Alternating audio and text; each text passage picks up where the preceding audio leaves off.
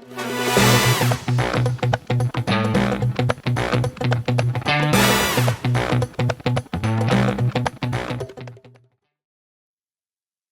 morning, Melissa. Good morning, Jodi. Welcome to the Special Agent Mom podcast, minus one host. And sorry for my glitches this morning. That's what happens when Robin isn't here. That's okay. That's just what happens. So this morning you just get Jodi Drake. I am the County Extension Agent in Pratt, Kansas.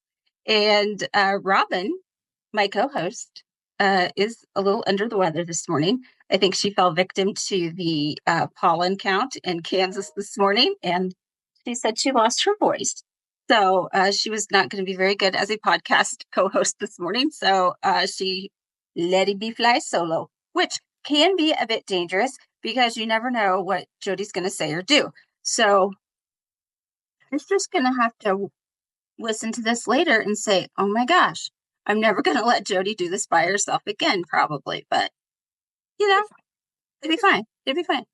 So I would like to introduce our listeners to Melissa Thimesch. She is also a special mom of two boys. God bless you. And the extension agent in Kingman County, Kansas, which is the neighboring county to the east of me and Robin, both. And she is the 4-H agent. Is that correct?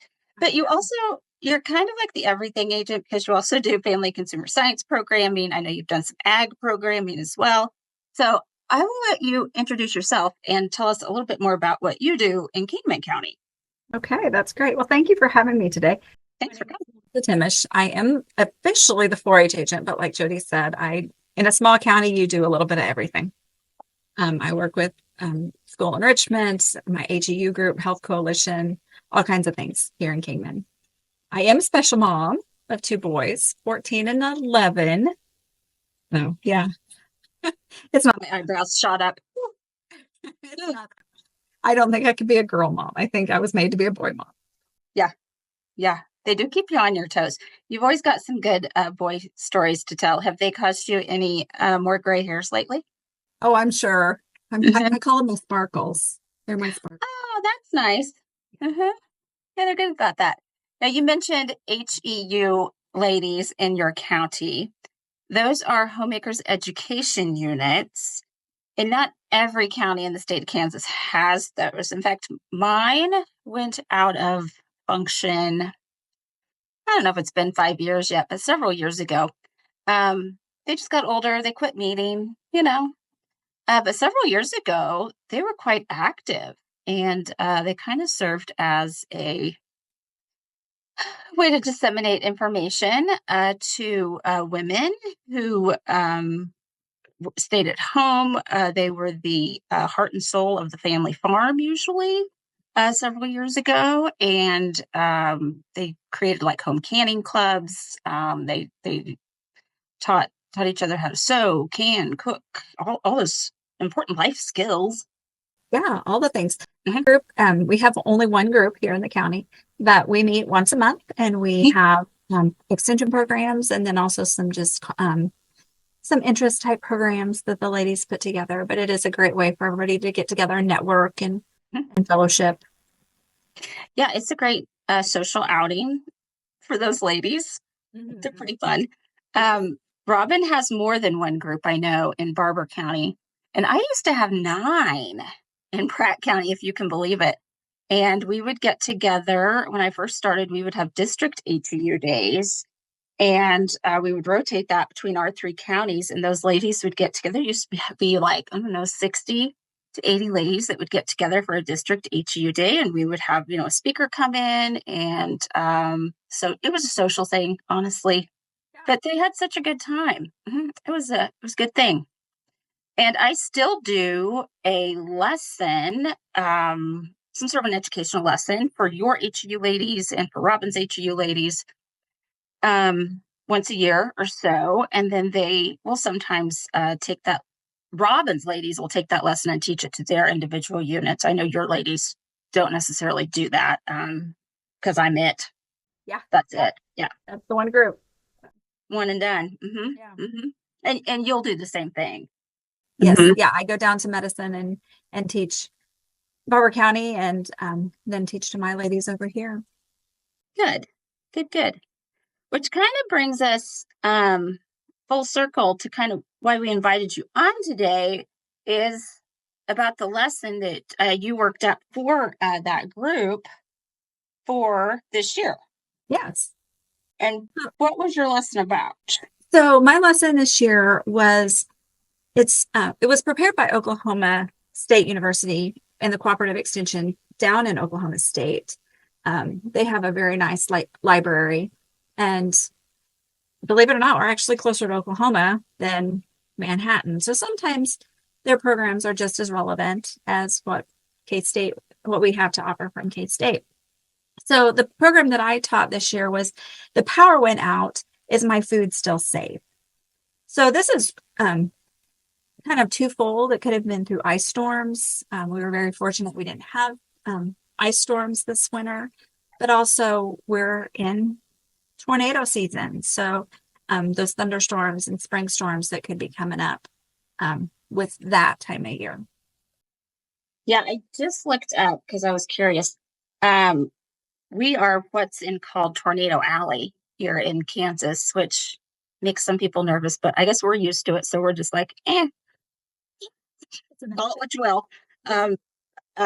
But peak tornado season in Kansas is between the months of April and June. Although you can really see tornadoes all summer long, into the fall. According to the National Weather Service, Kansas averages about 95 tornadoes a year, but we have seen up to 187 tornadoes in one year. One of the most destructive and most powerful tornadoes in Kansas happened just down the road from us in Greensburg in 2007. Yeah, 2007, May 4th, 2007. And I vividly remember that happening, where it was at when that happened, because that's just 30 miles down the road from us in Pratt here. Yeah. And it destroyed the town. It just wiped it clean off the map, basically. There were some structures still left. Not a lot of structures. If you were to drive through the town today, you would know it. They did an amazing job of rebuilding. They really did. And very, very resilient town after it rebuilt. But I do remember after that happened, since we were one of the closest towns remaining, we would get lots of calls from businesses and large corporations like Lay's Potato Chips or Levi Jeans wanting to donate things to individuals in that town. And we said, no, they don't need stuff right now. They don't have anywhere to put it. You don't understand. They have nothing. What they need right now is monetary donations. Yeah, that was huge. That event was huge. We were not in this area when that happened, but I remember very clearly. And then seeing the pictures, which didn't do it any justice whatsoever. No. Wrap your head around the magnitude was just unreal. Yeah. Yeah. You really had to be on the ground to really understand total, utter destruction and loss. Yeah. It really was. Yeah. Yeah. And my daughter spent about 6 months a couple years ago in Florida. She was doing a college program with the Disney Corporation. And because they have hurricanes in Florida. So, you leave one natural disaster for another. And they have, of course, flooding with hurricanes. And that's just a whole other disaster to try and avoid. So, yeah. Yeah. So, anyway, I will turn it over to you for some tips on how to keep our food safe when things like this happen. Because I do get lots of phone calls, especially from people who say, "Oh, our power went out during the storm. How do I know if all this food in my freezer can be kept?" Exactly. So the biggest thing that we want to do is to prep before the storm. And the biggest tip that I can give is to get a appliance thermometer.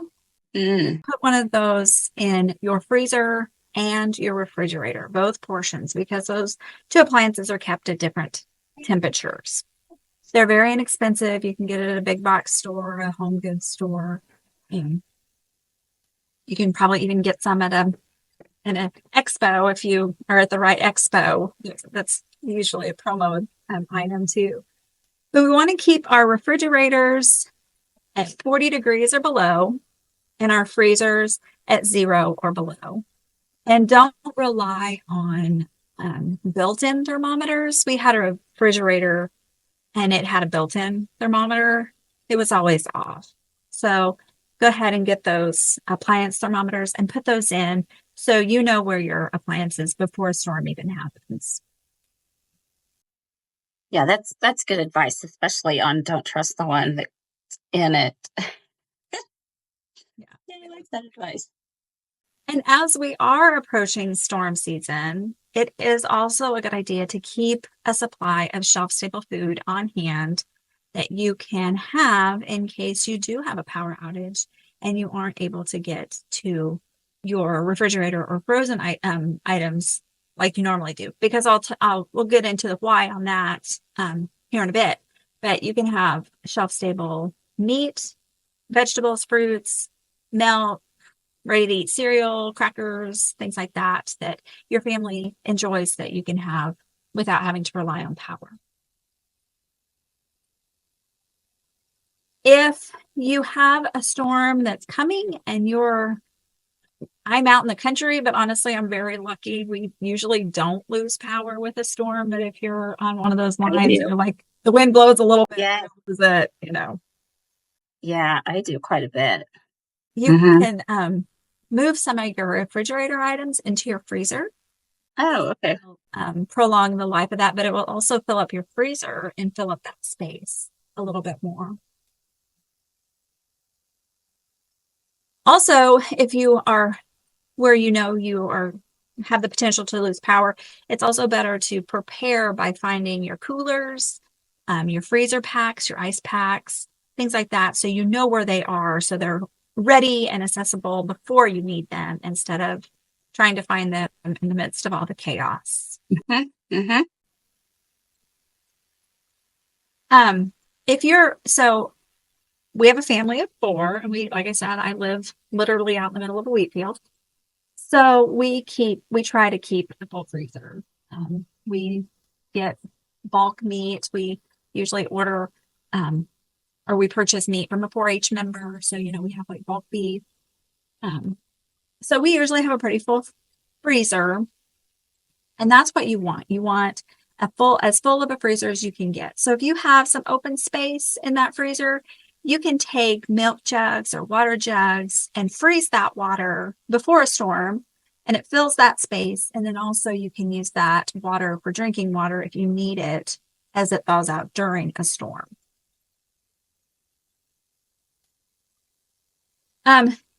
If you're in the middle of a power outage, the biggest tip is to keep the refrigerator and freezer doors closed.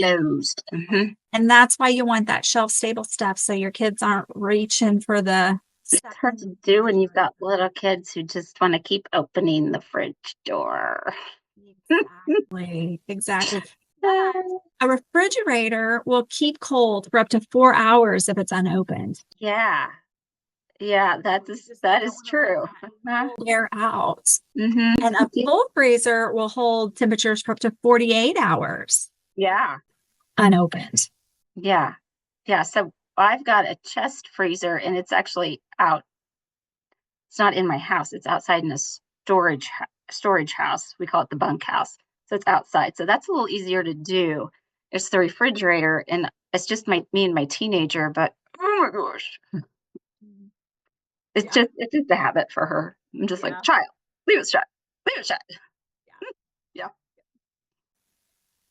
So even if your freezer isn't completely full, even a half full freezer will hold temperature for 24 hours. Yeah. Yeah. Hmm. So yeah, if you can duct tape that sucker shut or something, keep the kids out. Exactly. That's not a bad idea, really. I got little ones. Yeah. That's when you want to go back to the baby locks and put the baby locks back. Right. Yeah. Exactly. Yep. Teenagers Yep. and baby locks. Yes. Oh my Lanta. You'd think she's starving. My 14-year-old, he's hungry all the time. Yes. Famous last words. I'm hungry. I'm hungry. Right after you fed them. They're Exactly. hungry. They're Exactly. hungry. Yes. So as you pack your freezer, it's also a good idea to pack it in a very wise manner, meaning pack your like items together, like your Mm. frozen vegetables together, Hmm. and those bags of French fries together. And then, like I said, if you find that you have open space in that freezer, just grab um, a milk jug, wash a milk jug out, or a juice bottle, or Wow. water. That's a good idea. Throw those in your freezer with the water and let them freeze. Oh, fill it up. Yeah. Oh, I never thought of that. Yeah. Or if you have ice packs, Yes. Uh-huh. so then you have those too. Yeah. Because a That's a full good idea. will stay colder longer. Mm-hmm. Mm-hmm. Well, my refrigerator freezer's full, but it's just full because I need to clean it out and throw some things away. Same reason my refrigerator's full right now because I need to do a little clean out because, again, the teenager keeps shoving stuff in there that probably she should throw away. Uh-huh. Uh-huh. I can blame a So, lot of things on the teenager. I know it's fun. I know, right? Uh-huh. Yeah. So another thing to think about when the power is out is how are you going to cook? Oh, yeah. Because you don't have, even if you have propane, like my parents have a propane stove, but they have an electric starter on that propane stove. Oh, for sure. Yeah. So, that doesn't do much good. So how are you going to cook? Well, just remember that charcoal grills, gas grills, camp stoves, those all need to be used outside. Please don't bring those inside to cook your meal on that. Common sense isn't always common. Mm-hmm. Yeah. Mm-hmm. Yeah. Mm-hmm. And before you use a fireplace, check your flue, have it cleaned, yearly maintenance. Yeah. You don't have issues with that. Uh-huh. Yes. Yes. Well, if it happens during, nice weather and you have a barbecue grill outside, then, Yeah. it'd be a great time to do some grilling. Yeah. Yeah, we've done that. Yeah. We have to. We have to. Yep. So let's say the storm's passed and you've lost power. You know how long you've lost power. Um, food. So in your freezer, always check that appliance thermometer and see where your temperature is at. If your freezer has gotten to be 40 degrees or below, then the food is still safe. You can cook it, you can refreeze it. If there's ice crystals, the food is safe. If something has completely thawed and is starting to get warm to the touch, that all needs to be thrown out. Yeah. Yeah. Foodborne illness is not fun. No. No, no, no. For your refrigerator, again, if things are 40 or below, you want that, then it's safe to eat. Discard any foods that are unusual color, flavor, or texture. Again, don't even, it's not worth it. It's just really not worth it. And discard any perishables that have been above 40 for 2 hours or above 90 degrees for 1 hour.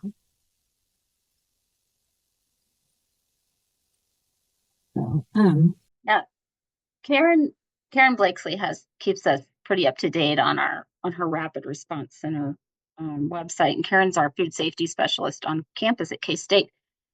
She notes that the most susceptible foods to going bad are things like meat, dairy products, seafood products, probably eggs, and if you have any like fruits that are already cut up and in the refrigerator, anything that's already been exposed to air like that.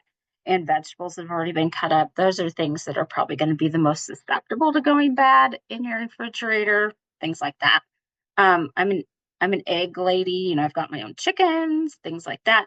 I often leave my unwashed eggs out on the counter, for days, because they've been sitting out in the hen house for quite some time. So anyway, so unwashed eggs, are okay to leave sitting out for a little bit. If I've washed them and they're in a carton, then they become a little more susceptible to that temperature Yeah. change. I'm an egg lady too. I don't have as many birds as you do, but um, so when a hen lays an egg, they have a protective barrier on that egg Yeah. called the bloom. And as Hmm. long as it's kept dry, then that bloom is intact. So that's its Right. protective covering. So when you wash it or it gets humid and the moisture from the humidity, that's what kind of disrupts that bloom. And then they have to be refrigerated. And then the longevity of that egg isn't quite what it was. Right. Yep. Yep. Yep. And always remember your mayonnaise based products or your tartar sauces. Those, I just think of like a really bad potluck when somebody has the hot potato salad. Yeah, don't chance it Yeah. with that kind of stuff. No. No. I was at the other day. Somebody had hot coleslaw. They served him coleslaw and it was a little warm. And he's like, I don't think coleslaw is supposed to be warm. And I said, I think you're right. Yeah, I had to look it up, but I think you're right. yeah, I'm not a don't big eat that. coleslaw fan, but Don't eat that. If you aren't a coleslaw fan, you won't be after eating that. right. Maybe you should not eat that. Definitely not. Now, there are some things that you can save. So, jellies, jams, Mm, those can be saved. Taco sauces, hot sauces, barbecue sauce, those vinegar based dressings, those can be saved. yeah. Yeah, you don't have to throw everything out, but some stuff. Yeah. Unfortunately, I have had people whose freezers have been off for, days. They didn't catch it in time. The meat has thawed, blood's all over the place, and they're like, "Can I save it?" No, I'm so sorry, because Yeah. that's expensive. It is expensive. And that's when I check with my homeowner's insurance because I know Yes, ours has the little clause in there that we have a little bit of I coverage. was just gonna say the same thing. Yeah, check with your homeowner's insurance. They might cover part of that loss Mhm. and help you restock your freezer because that is a very expensive loss, especially in today's Yes. in today's grocery market. It's just it's so expensive to buy groceries nowadays. It is. And we want to make sure that our dollar goes as far as we can make it. Absolutely. Yep. Yep. Yep. I'm always a little nervous after we get that half a beef that's like, oh, I always say sweet things to my freezer. Keep on keeping on, girlfriend. Don't put it Yes. Amen. down. Amen to that. Yes. Absolutely. Yes. Yes. Okay. What other tips do you have for us? Well, so if you've been through a catastrophe like this and you've had that freezer that's been open for a couple days and it just really the it's just a smell or you've had power out for a couple days, how can you get rid of that smell? Well, before Oh, you, decide that you're gonna throw out the freezer, you can try to clean it. You can do a mixture of baking soda and water and vinegar and try to get that smell out.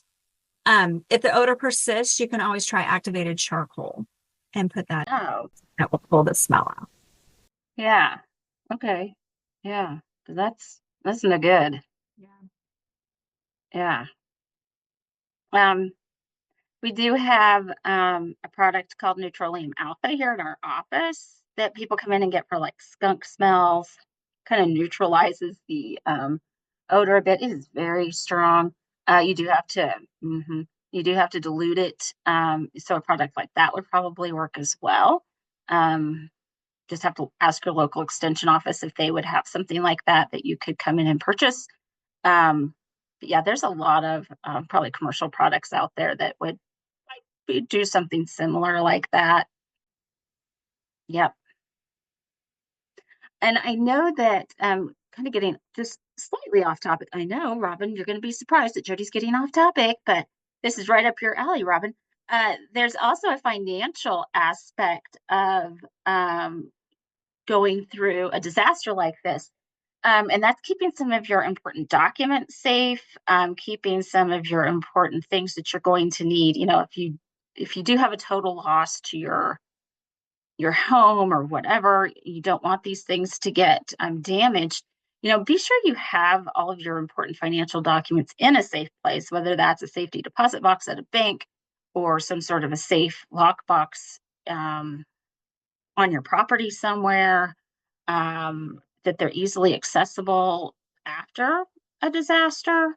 Just think about those things and where are you going to keep them so that you still have them and they aren't going to blow away in a tornado or burn up in a fire or, you know, et cetera, so that they're accessible, you know, whether that's the deed to your property, the titles to your vehicles, or, marriage license, birth certificates, all those important documents that you don't want to have to replace.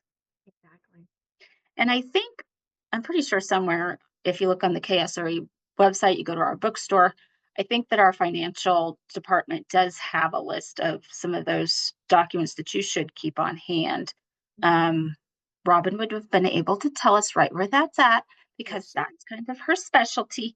But you know what? She's not here. So that's the best I can do. But that is a very good point. Yeah. Yep. Yep. Yep. Yep. Mhm. Um, just some note on some other publications that K-State does offer. If you go to rrc.k-state.edu, that is our rapid response center website, and you can find all these publications on that website. If you click on the link for publications and then go to food safety, you will find one called Safe Food Storage for Your Cupboard. And it gives you how long you should keep your spices. And I'm laughing because if you click on that one, Melissa, like you should only keep um oh, you can keep cocoa powder indefinitely. Did you know that? I did. Okay. You should only keep things like baking soda for 2 years. It'll lose its oomph. Yeah. Um, shortening for 8 months. Tea bags for 18 months. And it gives you all those little times you should clean out your cupboard probably. I mean, We do need to make a routine to clean out our cupboards and our there's some spices I know have been in my cupboard way too long. It was just a nice, gentle reminder. There's also the same thing, safe food storage for your refrigerator and freezer. Again, it gives you those safe food storage times for things you keep in your refrigerator and freezer, things like cookie dough. Yeah, if you're not going to eat it, I mean, you should probably get rid of it after 3 months. I'm just kidding. You should not eat raw cookie dough. You should bake it. Yeah. Yeah, see, Robin would be gasping right now. Jodi, I can't believe you said that. Uh, yeah, you should. Now, they do make edible cookie dough. Mhm. Yeah. Yeah. I just made some of that the other day with almond flour instead of all-purpose flour. It was kind of weird, but Oh, kind of how was worked it? in a pinch. It Oh, was just I never used almond flour before, and it tasted almondy. fair enough. But when you're just craving that cookie dough, it worked in a pinch. Okay. All right. It's food Oh, safe, no eggs, no flour. that's the idea. Yeah. Take out all those things that might make you sick. Yeah. There you go. There you go. Let's see here. You should only keep things like your frozen waffles for a month, your butter and margarine for 12 months. I always use mine up, so I guess that's not a problem for me. Um, Shredded cheese, 6 to 8 months. Milk, 4 to 5 days. Sour cream, 2 weeks. Milk Mm-hmm. Yeah. and the little Yogurt, bubbles 7 to. on the outside make it so it expands. Oh, there you go. Gives you fruits. How long to keep some fruits? Anyway, very, very useful. There's also one more publication that relates to this called Food Safety After a Flood. So we haven't really had a lot of floods in Kansas lately. We're kind of in a drought, but uh, it it does happen sometimes. And this is a helpful publication if you have relatives in another state who might need this, or if you have had some sort of a water emergency, something, a pipe burst, something like that in your home, and things have gotten a little too wet. Here's what to do. It doesn't have to be a natural flood. It could have been an unnatural one that you didn't intend to happen. So, yeah, things like that all the time. The pantry one is really nice. It's a printable one, and you can put that on if you have a pantry door or cupboard door. Mm, Print that off and put that in there, and it kind of just serves as that reminder that true, that is your very food helpful. rotated so it's fresh. Hmm. Hmm. Yes, that's another tip that I give when I'm teaching like some of my once a month cooking stuff is, rotate, like when you're buying stuff for your pantry, you're stocking your pantry. Make sure you're rotating your items so that your older stuff's towards the front of your pantry and you're using up your older items first and putting your newer stuff towards the back. That just kind of helps you use up your older stuff. Um, yeah. Yeah, we love acronyms and extensions, so we could use the FIFO, Mm-hmm. first in, first out. Yep, absolutely. You betcha. Okay. Any other tips you'd like to share with us? That's all I got today. Okay, well, what do you have coming up on your 4-H schedule? Are you planning any? You do some things on days off at school for your 4-H kids over in Kingman County. Do you have any of those planned? I do. I have our last one of the school year. School's just about done. Yes. Summer programming. Our last one of those is called Day Off Discovery. It's just a come and go program that kids can come into the office and we've done all kinds of stuff this summer or this school year. Our last one's on Monday, and we're talking about seeds. So we're going to talk about why different seeds look different. And the kids are going to get to plant some seeds and take some seeds home to watch those grow, hopefully grow. Sounds cool. Very nice. Very nice. And then Well, I'm headed to third grade this afternoon. We are doing one of the Choose Health, Fun, and Fitness lessons. And we're going to talk about choosing healthy foods when eating out. And I'm probably going to pick on one of our local fast food restaurants in particular. We only have, a couple really here in Proud America. Um, and then we're going to have some fruit and yogurt parfaits for a snack. So that's what I'm going to do next is start whipping up some fruit and yogurt parfaits for my third graders. And and then to illustrate how much fat is in some of their favorite things they like to order at this local fast food restaurant, we're going to make blubber burgers. And what those are is I'm going to scoop out some Crisco or shortening. It's not really Crisco, it's just generic shortening, and show them how many teaspoons of fat are in their favorite things they like to order at this fast food restaurant. It's a great visual. Oh, I'm sure it is. I'm sure that will stick with them. Yes, it usually does. They think it's so much fun.